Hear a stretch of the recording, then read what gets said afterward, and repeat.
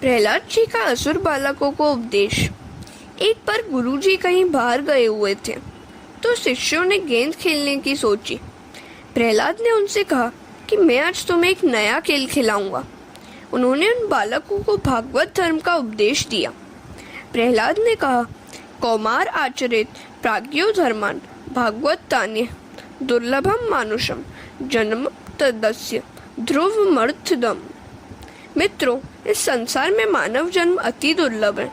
इसके सहारे तो परमात्मा की भी प्राप्ति हो सकती है, किंतु कोई यह जान नहीं पाता कि इसका अंत कब आने वाला है।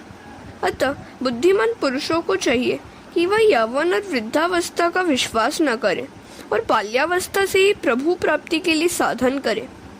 प्रहलाद का चरित्र भी हमें यही सिखाता है कि बाल्यावस्था से ही ईश्वर भजन में लीन हो जाना चाहिए। माता पिता को चाहिए कि अपनी संतानों में वे धार्मिक संस्कारों को उत्पन्न करें। वृद्धावस्था में देह की सेवा तो हो सकती है, किंतु देव की सेवा नहीं। मानव शरीर की प्राप्ति भोगोपभोग के लिए नहीं हुई है, अपितु इसकी प्राप्ति तो भगवत भजन के द्वारा प्रभु प्राप्ति के लिए ही हुई है। शरीर के नाशवान होने पर भी मनुष्य जन्म दुर्लभ है। कारण यह है कि वह जन्म इच्छित वस्तु दे सकता है। इस अनित्य और नाशवान शरीर से नित्य वस्तु भगवान की प्राप्ति हो सकती है। यह मानव शरीर बड़ा ही कीमती है। कई बार जन्म मरण की पीड़ा सहता हुआ जीव इस शरीर में आया है। ईश्वर नित्य है और शरीर अनित्य है, किंतु इसी अनित्य से शरीर से ही नित्य की ईश्वर की प्राप्ति हो सकती है। अतः मानव देह की भी बड़ी भारी महिमा है। कहते हैं कि कभी मनुष्य की आयु 100 वर्ष की होती थी। आज तो वैसी बात नहीं है। आज तो आधी आयु निद्रावस्था में, चौथे भाग की आयु बाल्यावस्था और कुमारावस्था में बीत जाती है। बाल्यावस्था अज्ञान में और कुमारावस्था खेलकूद में बीत जाता है। वृद्धावस्था के वर्ष भी निरर्थक ही होते हैं, क्योंकि शारीरिक क्षीणता के कारण वृद्धावस्था में कुछ भी काम नहीं हो पाता। यौवन के वर्ष कामोपभोग में गुजर जाते हैं, तो अब कितने कम वर्ष शेष रहे, और इन शेष वर्षों में आत्मकल्याण की साधना कब और कैसे होगी। अतः व्यक्ति को चाहिए कि वह हमेशा आत्मकल्याण की प्रवृत्ति करे। जब तक यह शरीर रूपी ग्रह स्वस्थ है, जब तक वृद्धावस्था का आक्रमण नहीं हो पाया है, जब तक इंद्रियों की शक्ति भी क्षीण नहीं हुई है, आयुष्य का क्षय भी नहीं हुआ है, सयाने व्यक्ति को चाहिए कि तब तक वह अपने आत्मकल्याण का प्रयत्न कर ले। अन्यथा घर में आग लग जाने पर कुआं खोदने से क्या लाभ होगा। ततो यत्नेन कुशला क्षेमाय मया श्रित शरीर पौरुषम यावन्न विद्येत पुष्कलम। हमारे मस्तिष्क को कई प्रकार के भय घेरे हुए हैं। अतः यह शरीर जो भगवत प्राप्ति के लिए पर्याप्त है, रोगग्रस्त बनकर मृत्युवश हो जाए उसके पहले आत्मकल्याण करने का प्रयत्न बुद्धिमानों को करना चाहिए। वैसे तो मनुष्य दुख नहीं मांगता, फिर भी वह अचानक आधमकता है। कोई ऐसी मनौती तो मानता नहीं कि मुझे बुखार आए तो मैं सत्यनारायण की कथा कराऊं, फिर भी बुखार तो आता ही है। प्रयत्न के बिना भी जिस प्रकार प्रारब्धानुसार दुख आता है, उसी प्रकार सुख भी आता है। सुख और दुख दोनों प्रारब्ध के अधीन है। प्रारब्ध के अनुसार ही वे प्राप्त होते हैं। इनके लिए प्रयत्न अनावश्यक है। पूर्व जन्मों के कर्मों का फल है प्रारब्ध। दरिद्र संपन्न हो जाता है और संपन्न दरिद्र। प्रारब्धानुसार जो मिलने जा रहा है उसके लिए प्रयत्न अनावश्यक है। अतः सांसारिक सुख भोगों की प्राप्ति के लिए प्रयत्न न करके परमात्मा को प्रसन्न करने के लिए ही प्रयत्न करो। परमात्मा को पाने के लिए ही प्रयत्न करो। हरे कृष्ण। प्रारब्ध से ही जो प्राप्त होने जा रहा है उसके लिए तो सब प्रयत्न करते हैं, किंतु जिसके लिए प्रयत्न करना चाहिए उसके लिए कोई प्रयत्न नहीं करता। परमात्मा के लिए कोई कुछ भी नहीं करता। सत्कर्म में प्रयत्न प्रधान है, प्रारब्ध नहीं। सत्कर्म में बाधा डालने की शक्ति प्रारब्ध में नहीं होती। मनुष्य की अपनी दुर्बलता के कारण ही प्रभु भजन में बाधा उपस्थित होती है।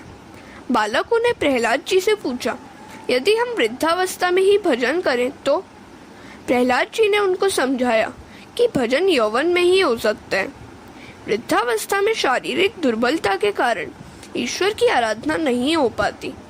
वृद्धावस्था में देह की भक्ति तो हो सकती है, किंतु देव की नहीं। बालकों ने पूछा, तो फिर हम सभी अभी से भक्ति क्यों कर रहे हैं? युवावस्था में कर लेंगे। प्रहलाद कहते हैं, यौवन में मद उत्पन्न होता है। युवावस्था में मनुष्य इंद्रियों से प्यार करता है, वह इंद्रियों के अधीन हो जाता है। यौवन में वह कई प्रकार के मोह में फंस जाता है। अर्थोपार्जन और इंद्रियों की लालन में ही उसकी आयु नष्ट हो जाती है। यूँ तो आत्मा इंद्रियों का स्वामी है, पर तो भी मनुष्य इंद्रियों का दास बन जाता है।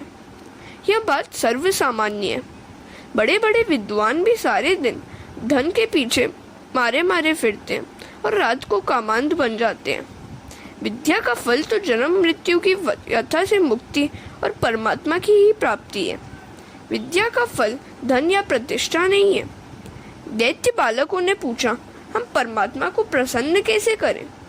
प्रहलाद ने कहा, सभी में एक परमात्मा की का दर्शन करो। जगत को प्रसन्न करना कठिन है, पर कृष्ण को प्रसन्न करना सरल है।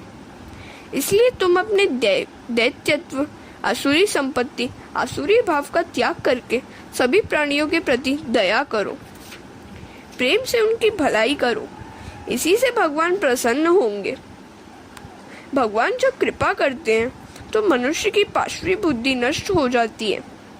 बालकों ने पूछा, प्रहलाद, हमें भगवान दिखाई तो देते नहीं, तो फिर उनकी आराधना हम कैसे करें?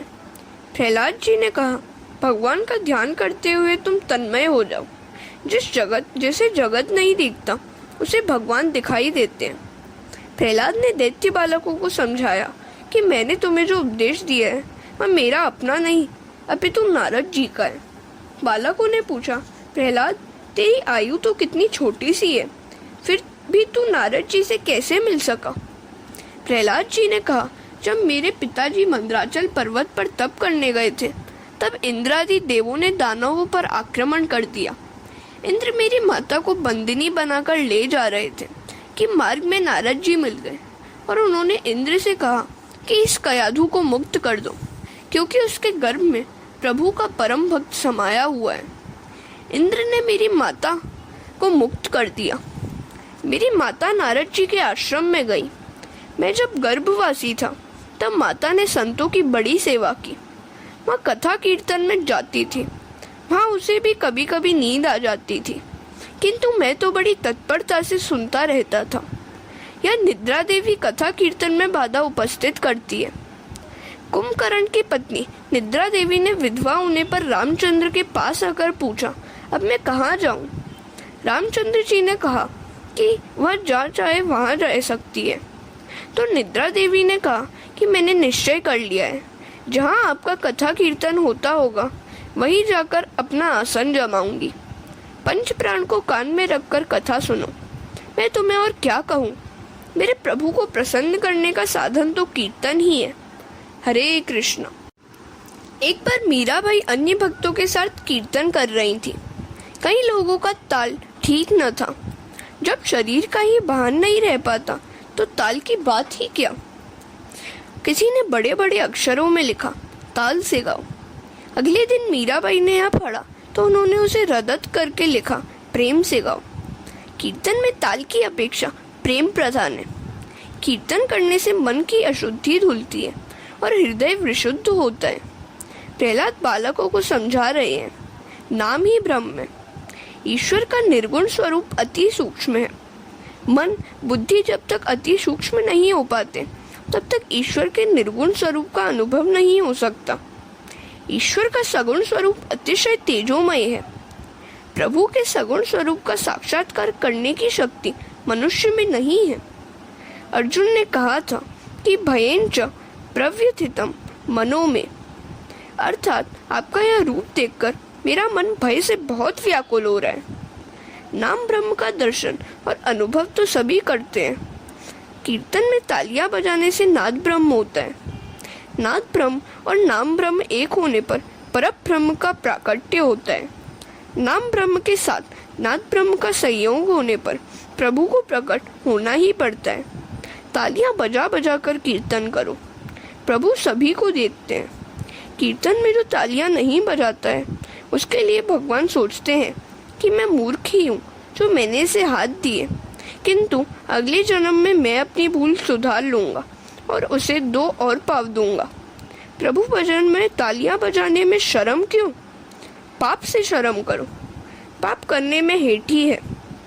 जो प्रभु भजन में तालियां बजाने से कतराते हैं उसे अगले जन्म में परमात्मा हाथ की जगह 2 और पाव देते हैं। अतः प्रेम से तालियां बजाकर संकीर्तन करो। प्रहलाद जी ने बालकों को आज्ञा दी, प्रेम से कीर्तन करो। भगवान को प्रसन्न करने के लिए दान, तप, यज्ञ, शौच, व्रत आदि ही पर्याप्त नहीं है। वे तो केवल निष्काम प्रेम भक्ति से ही प्रसन्न होते हैं। अन्य सब कुछ तो विडंबना मात्र है। अतः भक्ति करो। प्रहलाद जी सभी से कीर्तन मंत्र जप कराने लगे। हरे राम राम राम हरे हरे, हरे कृष्ण कृष्ण कृष्ण हरे हरे। यह मंत्र कली संतरण उपनिषद का है। यह महामंत्र। इसके जप करने के लिए किसी भी विधि की आवश्यकता नहीं है। इस मंत्र का जप चाहे किस स्थिति में और स्नान के बिना भी हो सकता है। रास्ते में चलते चलते जूतों सहित भी जप किया जा सकता है। सभी बालक तालियां बजाते हुए हरे राम राम राम हरे हरे का कीर्तन करने लगे। कथा में कीर्तन भी होना चाहिए। कीर्तन के बिना कथा परिपूर्ण नहीं हो पाती। कीर्तन से पाप जलते हैं, हृदय विशुद्ध होता है और परमात्मा हृदय में आस बसते हैं। अतः कीर्तन प्रेम से करो। हरे कृष्ण। प्रहलाद जी तन्मय हो गए और राधा कृष्ण का दर्शन करके थे थे नाचने लगे। बालक भी प्रभु भजन में मग्न होकर नाचने लगे। इतने में षंडा मर्क आए। उन्होंने सोचा कि हिरण्यकश्यपु ने कहीं यह जान लिया तो बड़ा अनर्थ होगा। उन्होंने प्रहलाद से कहा कि यह क्या उधम मचा रहे हो, बंद करो यह भजन। परंतु उनकी कौन सुनता। मन तो श्री कृष्ण से जा लगा था, तो प्रहलाद ने भी नहीं सुना। षंडा मर्क ने दौड़कर प्रहलाद का हाथ पकड़ा। प्रहलाद का शरीर तो दिव्य था। जो ही षंडा मर्क ने उनका स्पर्श किया वे भी नाचने लगे। उसी दिन हिरण्यकश्यपु ने सोचा कि मैं भी तो जरा देखूं कि गुरुजी कैसी शिक्षा दे रहे हैं। उसने वहां एक सेवक भेजा। सेवक ने वह समूह नृत्य देखा तो सोच में पड़ गया। नाम संकीर्तन में लीन होकर गुरुजी और सभी बालक नाच रहे थे। सेवक ने सोचा कि राजा को तो यह बात अच्छी नहीं लगती, अतः यदि वे जान जाएंगे तो गुरुजी की हत्या करवा देंगे। सेवक ने गुरुजी का हाथ पकड़कर उन्हें आसन पर बिठलाने का प्रयत्न किया, किंतु गुरुजी के स्पर्श से वह भी नाचने लगा। वह भूल ही गया कि वह इधर क्यों आया था। सत्संग की महिमा ही न्यारी है। सेवक को लौटने में देरी हुई तो राजा ने दूसरा सेवक भेजा। उसने भी देखा कि वहाँ सबके सब संकीर्तन में पागल होकर नाच रहे हैं। उस भजन मंडली में ये किसी व्यक्ति के स्पर्श से वह भी नाचने लगा। इस प्रकार राजा सेवक भेजता गया और वे भी सब उधर जाकर नाचने लगे। राजा ने सोचा कि यह क्या रहस्य है। वह स्वयं वहाँ दौड़ता हुआ आया। उसने देखा कि गुरुजी, बालकगण और सभी सेवक नाम संकीर्तन में लीन होकर नाच रहे हैं। इस दृश्य को देखकर राजा आग बबूला हो गया। उसने उन नाचने वालों में से किसी एक का हाथ पकड़कर नीचे बिठा दिया। राजा को स्पर्श से कुछ भी न हुआ, क्योंकि वह तो बिजली के बिगड़े हुए बल्ब जैसा था।